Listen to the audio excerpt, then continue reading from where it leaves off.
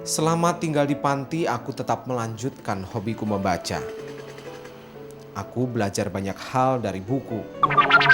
Sebagai penyandang cacat, aku sadar hidupku tidak banyak pilihan.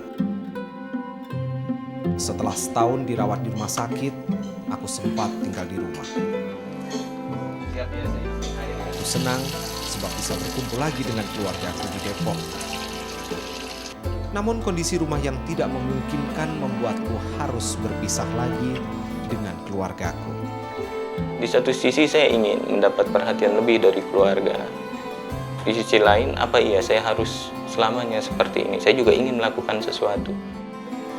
Dengan bantuan Pak RT, akhirnya aku bisa dimasukkan ke panti sosial Bina Daksa Mandiri di Pondok Bambu.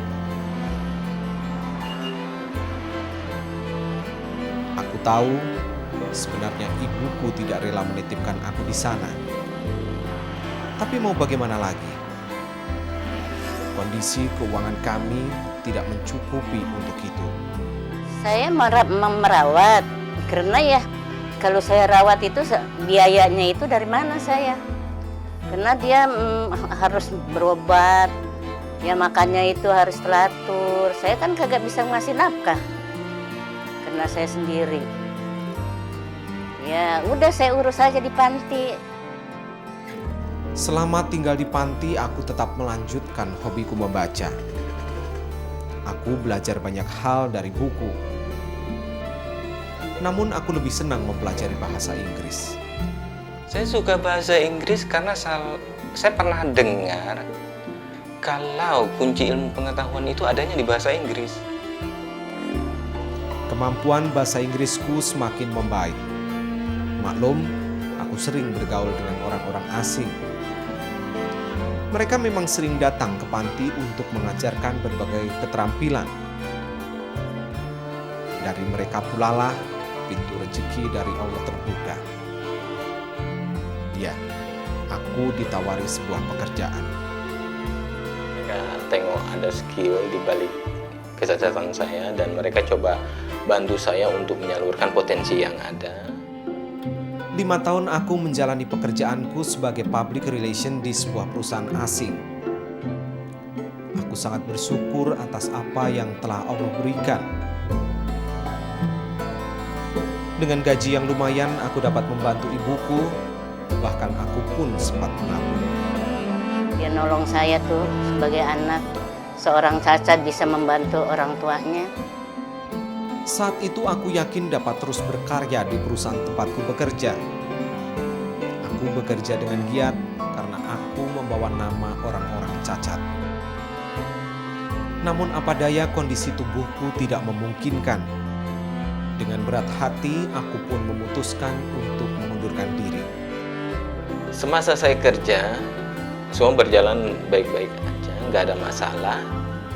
Dan ini mungkin sesuai perkembangan ya. Punggung saya semakin melemah yang patahnya itu. Hingga akhirnya saya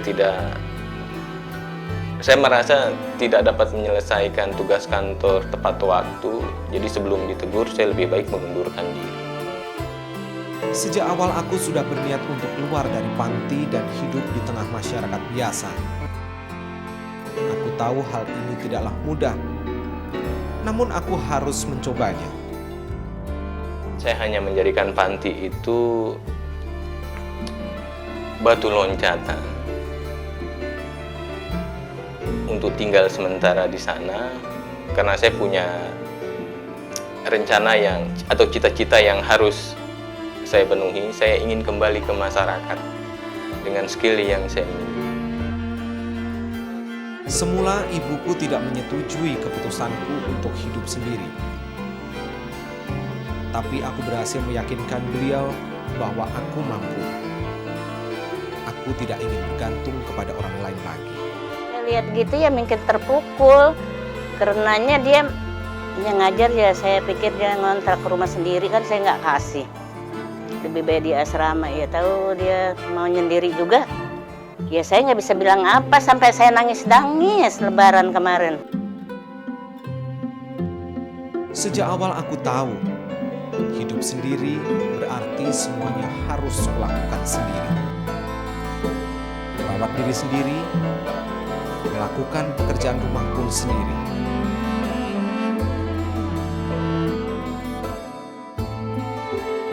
Kadang aku berpikir, sampai kapan aku harus hidup sendiri seperti ini? Walaupun tubuhku cacat, aku masih normal. Keinginan untuk mempunyai seorang istri kerap kali menghinggapi pikiranku. Aku ingin memiliki seorang tambatan hati, tempat aku mengadu dan berbagi. Ya minimal tempat saya sharing itu ada. Selama ini saya sharing dengan merokok, langit-langit kamar. Cuma itu jadi teman sharing saya. Namun apa dayaku, aku sadar tubuhku cacat. Aku takut tak bisa membahagiakan istriku kelak. Namun aku tidak hanya diam saja merenungi nasib ini. Aku juga berusaha. Sudah beberapa kali aku mencoba menjalin hubungan, namun selalu saja kandas di tengah jalan. Mereka hanya melihat saya sebagai orang cacat. Jadi mereka malu mungkin kalau punya anggota keluarga mereka kawin dengan orang cacat.